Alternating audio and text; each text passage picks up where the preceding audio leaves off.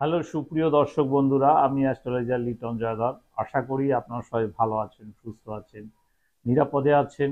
আপনারা ভালো থাকেন, সুস্থ থাকেন, নিরাপদে থাকেন, এই কামনাই করি।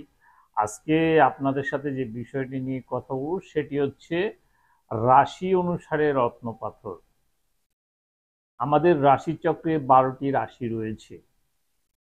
এই রাশি অনুসারে যে রত্নপাথর আপনি ব্যবহার করবেন সেই সম্পর্কে আজকে আলোচনা। কারণ প্রতিটা মানুষের রত্নপাথর এক হতে পারে না, কারণ সবার রাশি আলাদা। কাজেই আলাদা আলাদা রত্নপাথর ব্যবহার করতে হবে, নইলে আপনি রত্নপাথর থেকে সঠিক উপকারটা পাবেন না। তবে এরও আবার বিচার বিশ্লেষণ আছে, সেটি জন্মছক বিচার করার প্রয়োজন রয়েছে। কিন্তু আজকে আপনাদের বলবো রাশি অনুসারে কোন রত্ন আপনি ব্যবহার করবেন। সর্বপ্রথম আমাদের যে রাশিটি রয়েছে সেটি হচ্ছে মেষ রাশি। এই মেষ রাশির অধিপতি গ্রহ হচ্ছে মঙ্গল। আমি বরাবর সবসময় আপনাদের বলেছি যে পাথরের দুইটি গ্রুপ রয়েছে, একটি হচ্ছে রবির গ্রুপ আর একটি হচ্ছে শনির গ্রুপ। রবির গ্রুপের মধ্যে রয়েছে রবি, মঙ্গল, বৃহস্পতি, চন্দ্র, এই চারটি গ্রহ একসাথে থাকে। আবার শনির গ্রুপে রয়েছে শনি, শুক্র, বুধ, রাহু, কেতু। এখন কথা হচ্ছে যে মেষ রাশির অধিপতি গ্রহ হচ্ছে মঙ্গল, অর্থাৎ মঙ্গলের যে রত্ন সেটি হচ্ছে প্রবাল। তাহলে আপনি নিঃসন্দেহে প্রবাল পাথর ব্যবহার করতে পারবেন রাশি অনুসারে। এবং সেই সাথে এর যে মিত্র গ্রহগুলি রয়েছে, যেমন রবি রত্ন, রুবি পাথর ব্যবহার করতে পারেন, ফোকরাস পাথর ব্যবহার করতে পারেন, মুক্তা ব্যবহার করতে পারেন। এই চারটি রত্ন আপনি পড়তে পারেন, সেটি বিচার বিশ্লেষণ করার মাঝে। এরপরে যে রাশিটি রয়েছে সেটি হচ্ছে বৃষ রাশি, অর্থাৎ রাশি চক্রের দ্বিতীয় রাশি। এই দ্বিতীয় রাশির অধিপতি গ্রহ হচ্ছে শুক্র। আর এই শুক্রের যে রত্ন সেটি হচ্ছে ডায়মন্ড। আর এই ডায়মন্ডের সাথে আপনি নীলা পাথর পড়তে পারবেন, আপনি বুধের পান্না পড়তে পারবেন, কিন্তু গোমেদ এবং ক্যাটসাই পড়তে গেলে সেক্ষেত্রে বিচার্যের বিষয় রয়েছে, সেটি বিচার করে পড়তে হবে। কিন্তু নর্মালি আপনি ডায়মন্ড পাথর ব্যবহার করতে পারেন। আর ডায়মন্ড পাথর পড়লে অন্য কোনো পাথরের আসলে প্রয়োজন হয় না, একটি পাথরেই যথেষ্ট। এরপরে যে রাশিটি রয়েছে সেটি হচ্ছে মিথুন রাশি। এই মিথুন রাশির লোকেরা কি পাথর ব্যবহার করবেন? এই মিথুন রাশির অধিপতি গ্রহ হচ্ছে বুধ, আর বুধের রত্ন হচ্ছে পান্না। তাহলে আপনি নিঃসন্দেহে পান্না পাথর ব্যবহার করতে পারেন।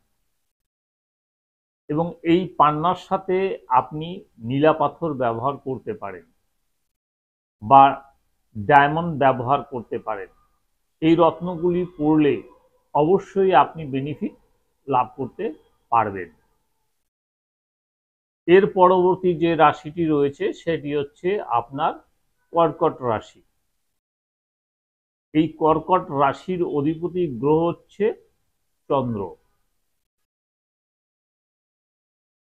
এই চন্দ্রের যে রত্ন সেটি হচ্ছে মুক্তা। তাহলে আপনি মুক্তা পাথর ব্যবহার করতে পারেন। তবে মুক্তা পাথর ব্যবহার করতে গেলে অবশ্যই ভালো মানের একটি মুক্তা পাথর ব্যবহার করতে হবে।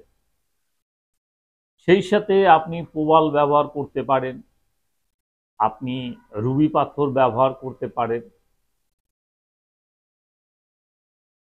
বা বৃহস্পতির রত্ন আপনি ব্যবহার করতে পারেন। এরপরে যে রাশিটি রয়েছে সেটি হচ্ছে সিংহ রাশি, অর্থাৎ সবচেয়ে পাওয়ারফুল এবং শক্তিশালী রাশি হচ্ছে সিংহ রাশি। এই সিংহ রাশির অধিপতি গ্রহ হচ্ছে রবি। রবির যে রত্ন সেটি হচ্ছে রুবি পাথর। আপনি যদি এই রুবি পাথর ব্যবহার করেন তাহলে আপনি আপনার জীবনের দারিদ্রতা থেকে মুক্তি লাভ করবেন। আপনার সুনাম, যশ, সম্মান, প্রতিষ্ঠা এগুলি আপনার বৃদ্ধি পাবে। এই রুবি পাথরের সাথে আপনি ফোকরাস পাথর, প্রবাল পাথর এবং মুক্তা পাথর ব্যবহার করতে পারেন। এরপরে যে রাশিটি রয়েছে সেটি হচ্ছে কন্যা রাশি। কন্যা রাশি অধিপতি গ্রহ বুধ। বুধ হচ্ছে বালক গ্রহ, আর বুধ হচ্ছে ব্যবসার কারক গ্রহ। সুতরাং যাদের ব্যবসা বাণিজ্য রয়েছে বা কোনো গবেষণার সাথে জড়িত রয়েছেন বা শিক্ষার সাথে জড়িত রয়েছেন তারা বুধ গ্রহের রত্ন ব্যবহার করতে পারেন। এবং বুধের সাথে আপনি নীলা পাথর, ডায়মন্ড পাথর এগুলি ব্যবহার করতে পারেন। এরপর রয়েছে তুলা রাশি। তুলা রাশির অধিপতি গ্রহ শুক্র। সেক্ষেত্রেও আপনি ডায়মন্ড পাথর ব্যবহার করতে পারেন। আর ডায়মন্ড হচ্ছে বিলাসিতার প্রতীক, আপনার আভিজাত্যের প্রতীক, আপনার দৌলতের প্রতীক। সুতরাং একটি ডায়মন্ড পাথর পড়লে আপনার যে সমস্যা সেটা থেকে আপনি বেরিয়ে আসতে পারবেন। এই তুলা রাশির পরে যে রাশিটি রয়েছে সেটি হচ্ছে বৃশ্চিক রাশি। এর অধিপতি গ্রহ মঙ্গল। আর মঙ্গলের জন্য আপনি প্রবাল পাথর ব্যবহার করবেন। মঙ্গল হচ্ছে দেব সেনাপতি। আপনার মঙ্গল কিন্তু মানুষকে ত্যাগ স্বীকার করায়। মঙ্গল কিন্তু মানুষকে ধৈর্য ধরতে সাহায্য করে, সংগ্রাম করতে সাহায্য করে। সুতরাং মঙ্গলের যে রত্ন প্রবাল সেটি আপনি ব্যবহার করতে পারেন। এরপরে যে রাশিটি রয়েছে সেটি হচ্ছে ধনু রাশি। আর ধনু রাশির অধিপতি হচ্ছে বৃহস্পতি। বৃহস্পতিকে বলা হয় দেবতার গুরু। বৃহস্পতি হচ্ছে ধার্মিকতার প্রতীক, ন্যায়ের প্রতীক, সৎ পথে চলার প্রতীক। সুতরাং বৃহস্পতির রত্ন পড়লে আপনি সৎভাবে জীবনযাপন করতে পারবেন। আপনার জীবনে যত বাধা আছে সেটা থেকে আপনি মুক্তি লাভ করতে পারবেন।